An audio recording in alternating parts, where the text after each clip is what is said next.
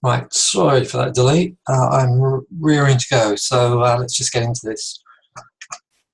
Um, yeah, I think let's just start with the 60-minute charts.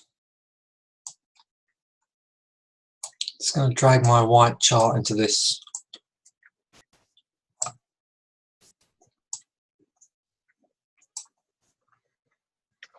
So last week we had this down move in, and this time last week we were facing that.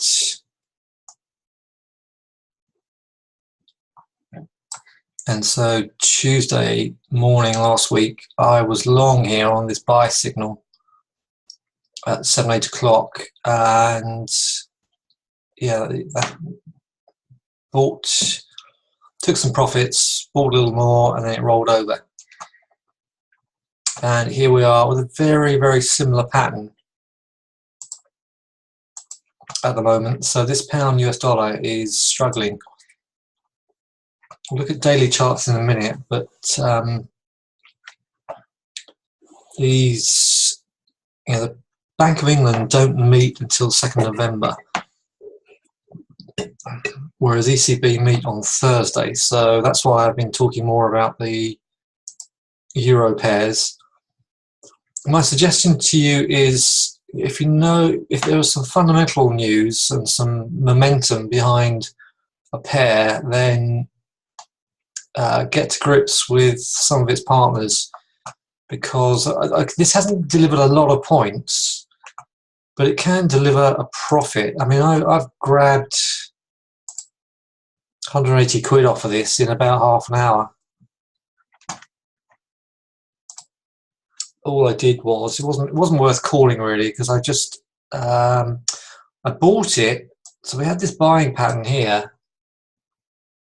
Haven't traded much today, but took this one. So we had this buying pattern here, big push last week and second half of last week, and so I just took it back into the Sunday Open. This dotted line here is the Sunday Open, and here we are, 20 pips lower, just sitting underneath it. Okay, so just grabbed a small profit just into that. As I think you'll agree, 180 quid for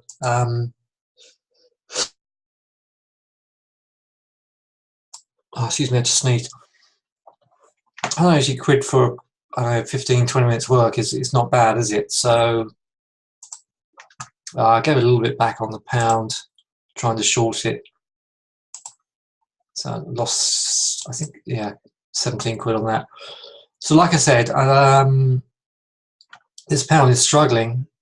So for my 60-minute charts are really sort of looking at the impact of the Sunday Open on these markets. Well, for example, if something gaps up, then the chances are the gap fill, the back fill will be a good point to get long for a potential nice decent move. So this is the gap on the pound yen. So we gapped up to 150.15, hit the 127 extension on this chart, and then we are basing at the moment on last week's high of 985, 984. And here we are right back. We've had nearly 24 hours since the Sunday Open, and all we are is right back at the Sunday Open. So the chance of you getting a decent move off this at the moment is pretty slim. So, I mean, if you've got a market that is very bullish, then see how this see how this pound yen just drifted into the Monday and the Tuesday. Found some selling into Tuesday, and as we came into late Tuesday and into Wednesday, we get the bounce. We come back into here on Thursday for only for a couple of hours. So we got 3 hours of selling there, 2 hours of selling here, and then we're back on the trail again. So if we get a similar sort of thing. Okay, we've gapped up here, punched into the 127 extension. So in my sort of master sheet for this week, I'm ideally looking for at least 935, or a retest of this trend line that you can see here, around about 850, 900. That will be my target area. 905 is the actual level I've identified, but we may not see it. Yeah, maybe this gap up, maybe that's it. Maybe the 985 gap fill is it, and this is just going to romp tonight, and we're going to come back, and who knows. But that's what I'm trying to achieve. Just trying to look at that and get that push tomorrow. So there's not a lot of pips in this at the moment. So just on the theme of the Sunday Open, let's just look at a couple of others. We talked about Euro US, that gap down, pulled into resistance, dropped close to last week's lows, and then went to the Sunday Open again. So it's a little bit like the overnight gap fill strategy, but I'm using it from the Sunday Open, not the previous trading session close. And Euro Aussie dollar. I don't think I did make. No, I've hardly made anything on this because I got in a little bit too high initially. But there is the. As soon as I took the trade and we started drifting lower, I realised that I got into a little bit too high. So the move from 150.20 into 150.70 close to is nice. So this is going to be a hot focus for me on this, back on this 36. If we come into overnight, if we're holding above the Sunday Open, that Sunday Open now is my target for tomorrow. So I'm just taking little slices out of this one. It's not a big mover. It can break. Any market can break, can't it? That's why we're here. So far, knocked into the 200, back to support, got a little push higher, and then got the gap down on Sunday. Okay, so my target, you can see this trend line coming off of these lows down here. Go with me.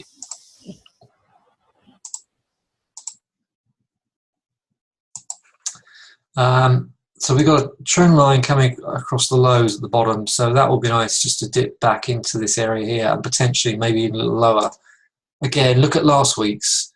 The Sunday Open was down here somewhere, so we drifted lower, drifted higher, drifted lower, drifted higher, etc. So it's a real drifter at the moment, and we've just got a bit of momentum into last week. Why am I so interested in this? As I said earlier, just because of the ECB on Thursday. All right, so I'm using that Sunday Open as a key level. So just to recap then, I like pound yen at 900, 905. I like the euro yen at 133. We're only 50 pips above that. This one has gapped up into the Friday high, not the Friday close, but the Friday high, and now we're just drifting lower to meet these trend lines. So you can see that trend line is coming in from September 25th to October 11. So that's the structure of that chart. That's why I would like to see that. So when a trend line ties in with a fib level, intra-week fib level, that gets me very, very interested. So just looking for that to come in at this stage. Okay, let's look at indices because tell you what, let's come back from the 60-minute chart and start looking at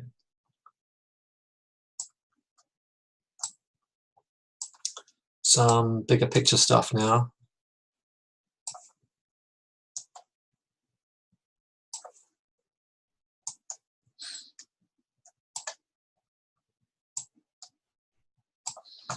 Now we're looking at bigger picture stuff. I'm just going to swap that to, ooh, interesting. Just going to swap that for the MACD.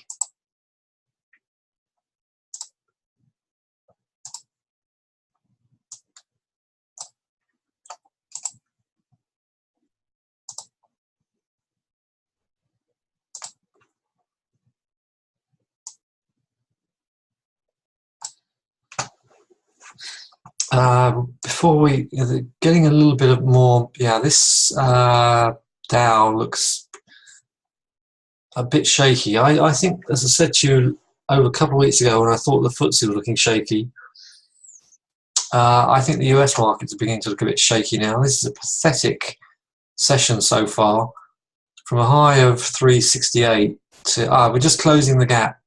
That was Friday's close, 323. So we're if this market is that bullish, then this 323 should hold. So gaps are key. I mean, if you just look at this market with nothing but the Friday close, there you are. You can see that we're really struggling at that 365.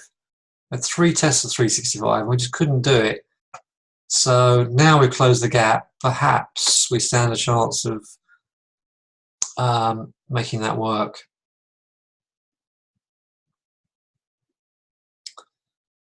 Okay, so let's do some big picture stuff, and for the charts that we're looking at, and then we can drill down to some day trading work. Right, on this weekly Dow,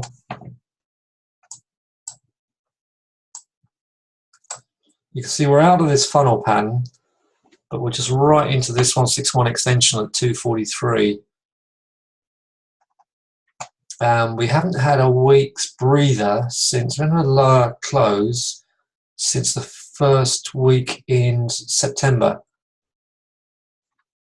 That's why it's a bit of a tough market to call. It doesn't show any signs at the moment of frailty, apart from that close on Thursday.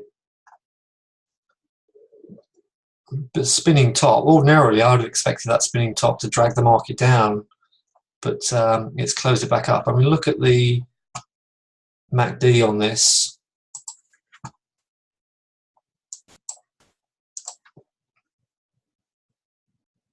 Let's try to grab my pen. Yeah, every time this market makes a high, sorry, every time the MACD makes a high, sorry, we are at least pulling back. So there's the high of the MACD. No, we didn't pull back. No, we didn't. Sideways. But there is a divergence up here at the moment. This is a fresh high. It's a terrible color pen.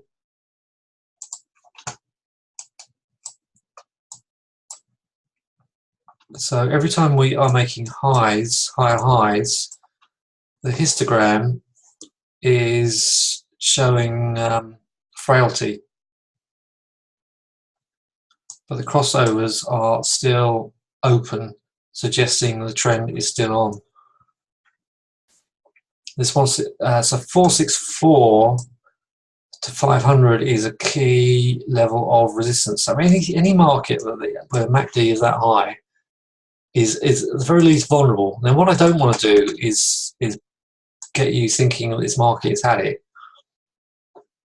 That's not what I'm trying to do here. You know, all the time this market is holding up, it has the potential to go further. So all I am doing is just beginning to look at some levels to see if I can pick them and start to short those levels to see if we can at least get a pullback.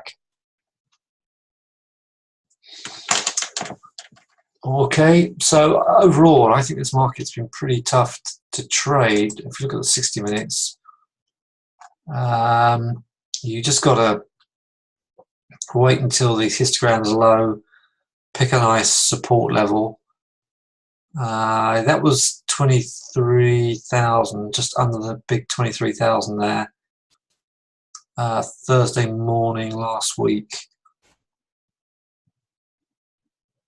We got a big push overnight. So it's tough. It's tough. That really was the only sort of decent entry last week, I think.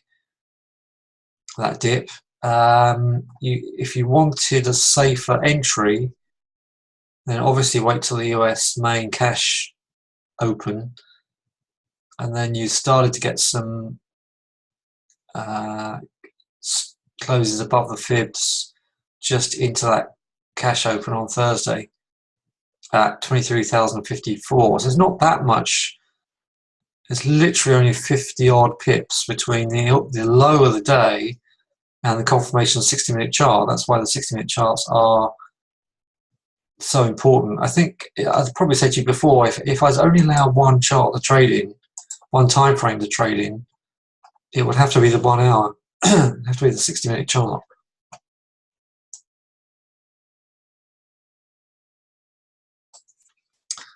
Okay, so big picture on, let's just flick through, well, not flick through, let's go through some of the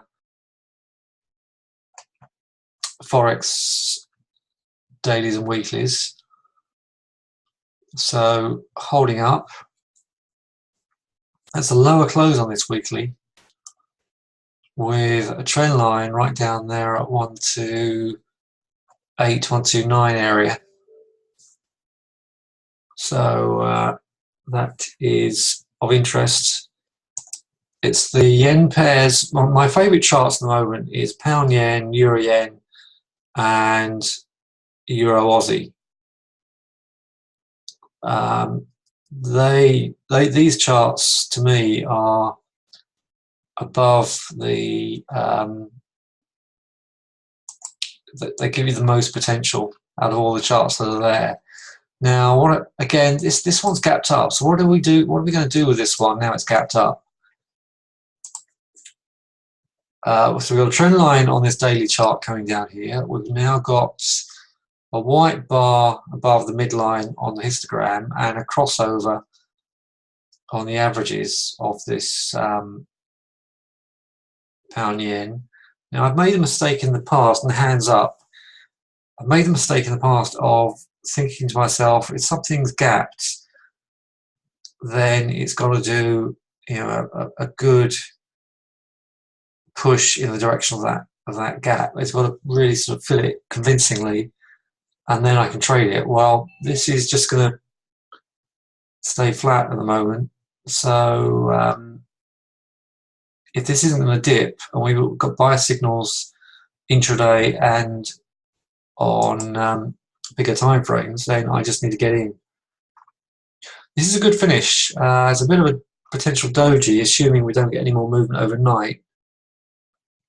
So like I said on the weekend video, and earlier on at the open of this presentation, 950, 900 would be my ideal target. It could be we need to wait until, maybe I won't see that till the middle of the week, if I see it at all. So that's just something that I would be on alert for if we do get any kind of dips in these markets. So the Euro Aussie is not a great chart. I mean, if a chart doesn't look good, if a chart doesn't shout out to you, yeah, I want to move higher or I want to move lower, then it's, you know, it is telling you something. It is shouting to you. So I need to listen to this because this is flat. We had 2 big days of selling, and the recovery, I was expecting it to be much better than this. So it could be this is just going to come out of that little funnel and drop and get another leg lower. So I need to be aware of that and not get too heavily involved in it if it's not going to work. I really need this to close above 100. This has got really not much potential unless we really significantly break above and hold 100. Okay, look at this flat MACD. We've been flat here since July on the weekly chart. So I will keep buying dips on that, but if I get stopped out and it closes the wrong side of this little channel, then that's it, I'm out. I'll potentially flip it. Okay, let's the other chart that really fascinates me is this FTSE. Now, is this FTSE struggling because it thinks we're going to get a rate rise, which could weaken consumer demand and weaken other parts of the economy, or is the market actually pricing in a problem with the UK economy? Now, at the moment, we've broken up from this trend line and we're holding. So we have, and look at the MACD on this one, the very high crossovers, which have now actually crossed for a short signal, and we have 3 bars to the downside. So how would I trade this? I'm going to keep shorting this one on the basis that I think it could at least come to 7,400. In fact, I think this is going to be my target tomorrow in the room. I'll try and pick a short entry in this one. Ideally, I'd like 75, 40, 50 area would be nice, but I'm not sure we're going to see it. DAX. This is a lovely chart.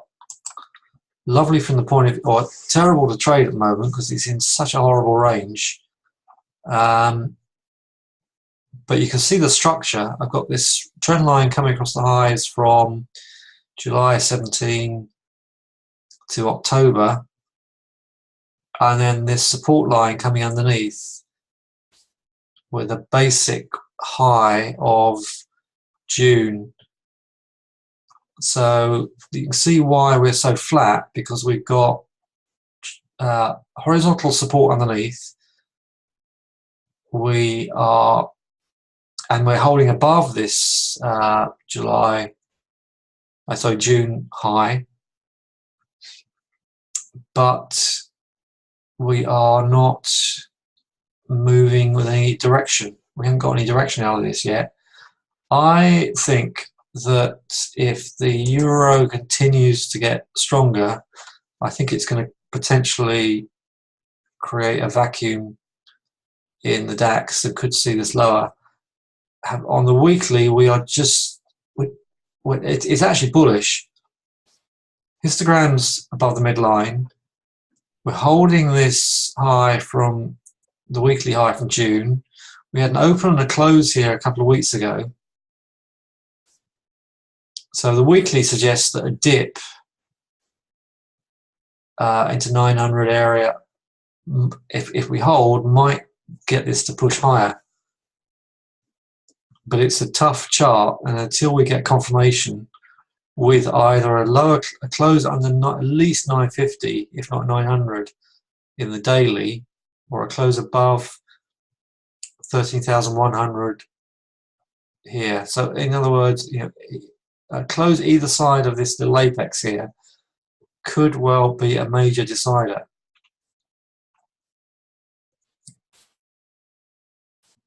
So if you compare that, if I just flip back to the FTSE, this is far more fun than the DAX at the moment, because we've got more direction and a wider apex.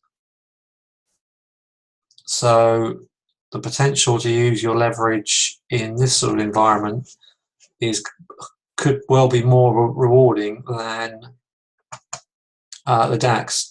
Let's just have a look at the Nasdaq, because this to me, where the Nasdaq goes, the rest of the market leads. Sorry, the rest of the market follows. To me, the Nasdaq is the leader. And the Nasdaq's got the FANG stocks, Facebook, Apple, Netflix, Google, all the global big players are in the Nasdaq. So whatever the Nasdaq does, this one will lead the rest of the market. So pattern, we're struggling under this trendline resistance on the weekly, but we've closed higher for 4 weeks in a row. You can see the MACD is very high, and we are under the midline. So all the time, here's the divergence. I will just show you. Making new highs on the chart, making lower highs on the crossovers, and lower lows on the histogram. So I think this market is basically too high. I think it's expensive. And you see today, if we get another lower close here, and we're only an hour and a half off the close, so unless this picks up, this confirms the weakness that I've been talking about in the indices. So if this closes lower, you can be sure tomorrow the Nasdaq, the DAX and the FTSE are going to struggle. Let's have a quick flick through some other. Let's have a quick look at some other forex charts. That US dollar CAD is a bit hung after today's big move. It looks as if it needs to retest 500, I think. US dollar yen. Ooh, that's floating. That's really floating.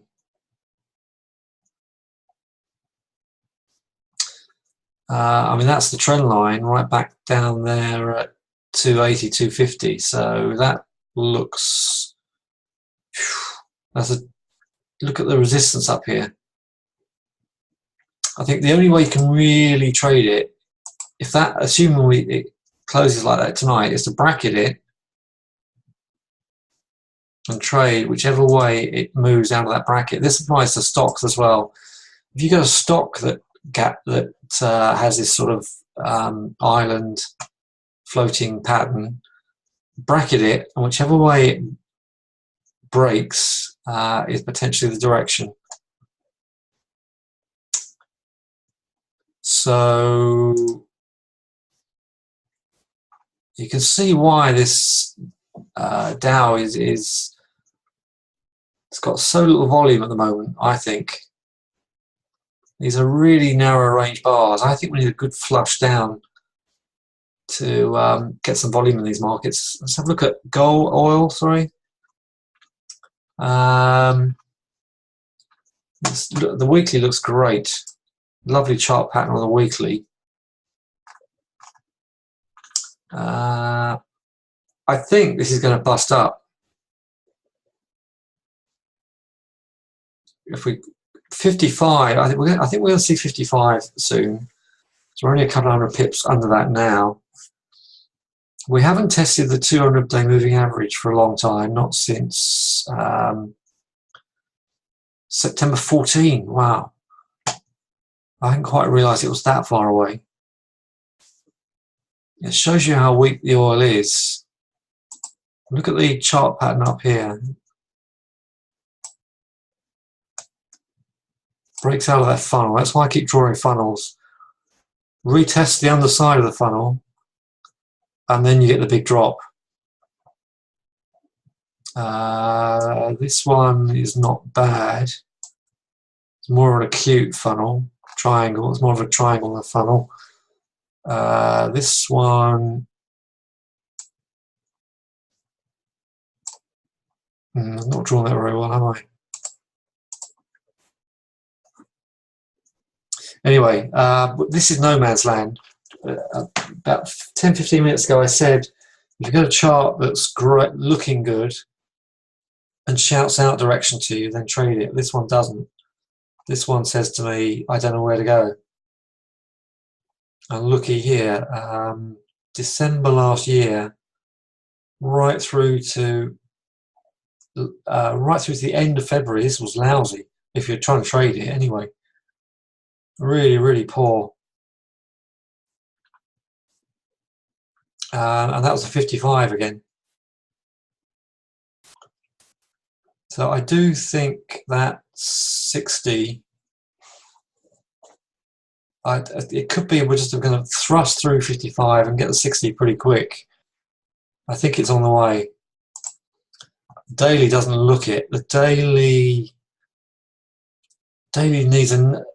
I think my weekly target entry for that will be 50, 51. 50, 80 to 50, 51, somewhere around there. Because if that gets tested and holds, then I think we'll shoot up to resistance. Let's just remind myself what data is coming up.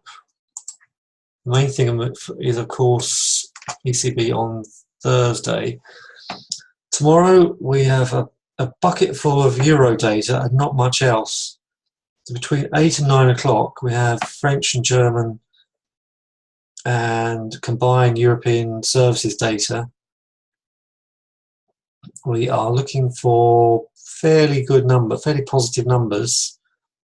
That could give our Euro Aussie a big boom if that comes in, or if the market likes whatever that data says. Some yellow graded US data at 245.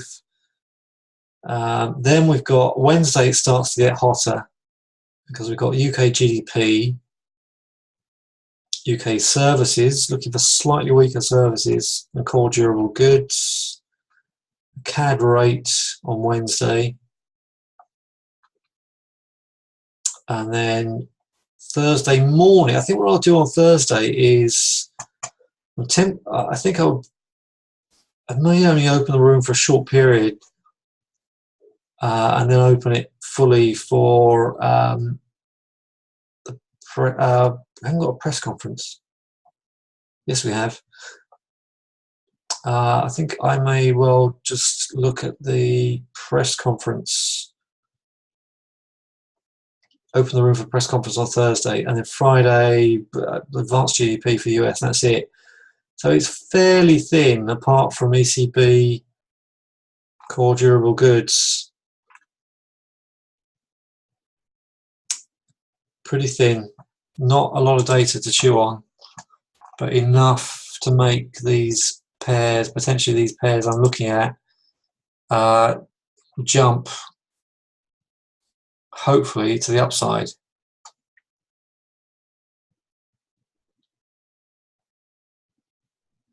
So that's my plan. A dip in the pound yen, picking up dips in Euro CAD, and also Euro yen, and potentially shorting the FTSE. So that's my plan for the week. Would I trade gold? Yes, gold's getting interesting. That is a pattern that could really ignite this one. If we can get a touch of 1250, 1270, may not see it. It's a good close today. You may not see it. That looks very interesting. Of course, we've got this underlying trend line here. If that is going to hold, then we could see a retest of this sell signal, 1345, pretty quick. Okay. So I haven't got anything else to go through with you at the moment because the markets are not. The volatility in these markets is so low. I'm having to look further afield at currency pairs I wouldn't ordinarily trade because they're setting up so well against what is essentially a pretty flat market. But that Nasdaq's a concern. That's definitely a concern. It looks to me as if it wants to come and touch the big 6,000. and who knows, maybe that could really send it flying. But at the moment, I think this market is just simply too expensive. Anybody in any stocks? I'm not aware of any of you trading stocks, but let me know if you are in any stocks. Let's tell you what we will look at. Let's look at Goldman's, because this is, the Dow has, up till now, the Dow's done really well, and this is a major component of the Dow. So whichever way this one goes could give you the heads up for the Dow. Chart patterns. So I seem to be looking at a lot of chart patterns today. So I do normally anyway. But let's just look at some chart patterns. I think there's a potential cup and saucer, cup and handle. I mean, not cup and saucer, cup and handle. There's the cup. If we get a handle, that could really fly. Could fly off the handle. So we're basing strong move, dipping. So it looks like a lot of institutional buying down here on these dips. So we close above 25, 250.38. Close above this level here, and this could start. We haven't had a decent run on this one for a while. Look at the back end of 16. This did really well, and then went into consolidation. We had a decent move, but instead of consolidating, we dipped. So it makes me think that this could really push higher. If that's the case, then the Dow has still got more legs, I think. All the time this one's holding up. So that's what I mean by that's not a great chart for me. It's one of these charts where you just got to buy support and almost forget about it. So back in the last week when we were touching 223.570, that was a good buy.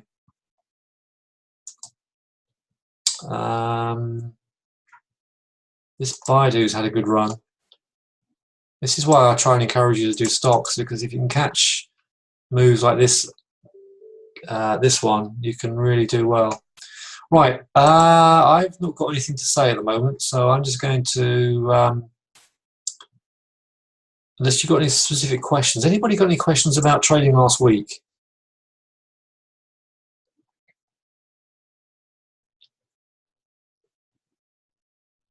Interesting how the pound's picking up some momentum at the moment.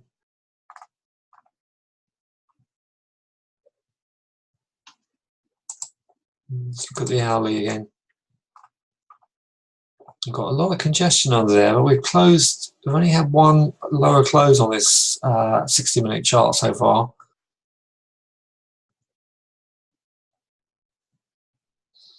Okay, you're quiet, you haven't got any questions, so based on this sort of slow market we've got at the moment, I haven't got anything else to comment on at the moment. I don't think there's any. Let me just look at a couple of other charts.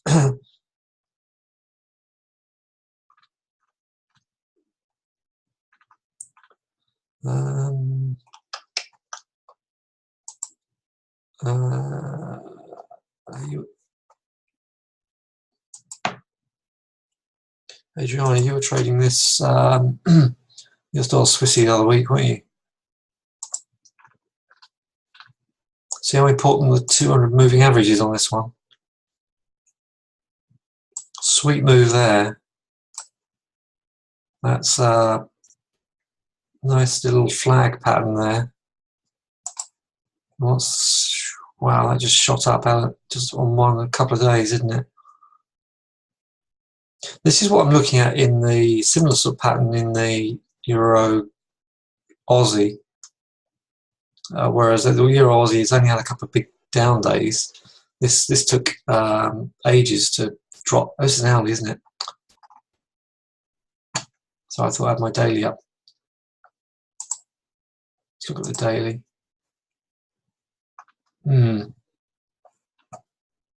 I think this could bust higher.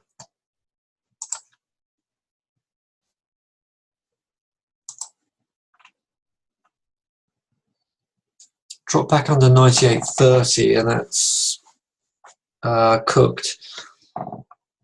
But all the time it's holding here, it could get higher. Right, I've got nothing else to add, so unless you've got any questions, I'll call it quits and see you in the room tomorrow.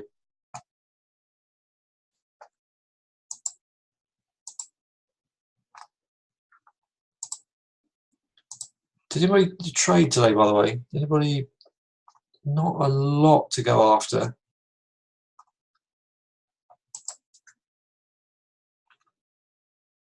Yeah, 98.3 held all day, give or take a couple of little minor skirmishes underneath. I'm impressed the way this pound US has held up into the close, into the US close. That bodes well. Little DAX fade. Okay, it sounds like you all traded quite light today. That's good. Not a lot to go after. I did a DAX fade. Okay, let's have a look. Are you using gaps more, guys? Are you marking gaps up on your charts?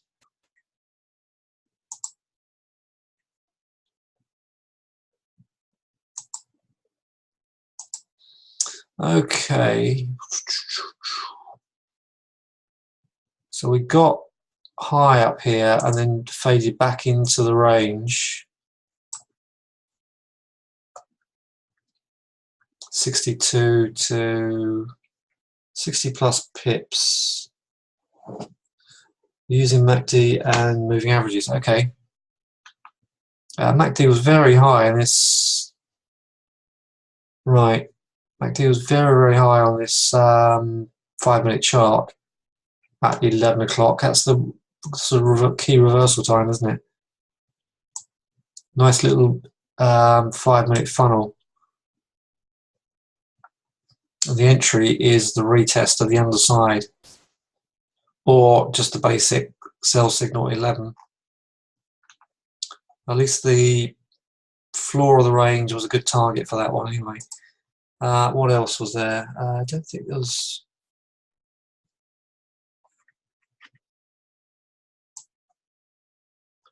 Alright, so I've missed some questions. Any thoughts on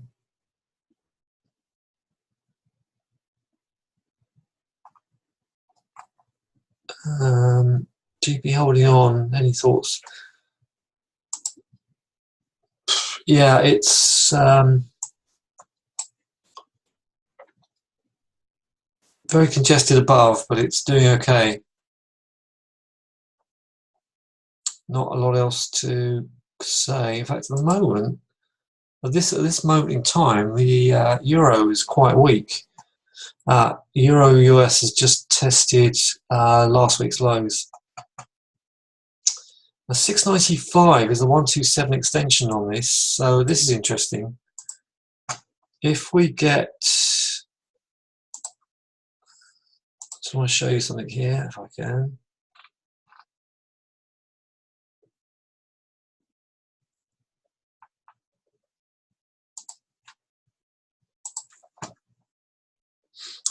So decent push up in the euro. Decent push up here, drifting right back down to last week's low on this one. If we come under 695 and hold and then close back up, this could be a nice way into Thursday's ECB. Pity you didn't do that earlier today. I would have. It's looking better now. Now the US is coming to a close. Okay, well, if we get a quiet period tomorrow, I will just pick up on a couple of things tomorrow. But that 60-minute Euro US is looking good. Dow has been struggling. Horrible chart, isn't it? A horrible 5-minute chart. Really bad.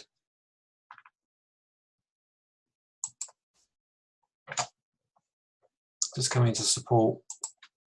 Very scrappy. Up and down, up and down, up and down. Right, that's it.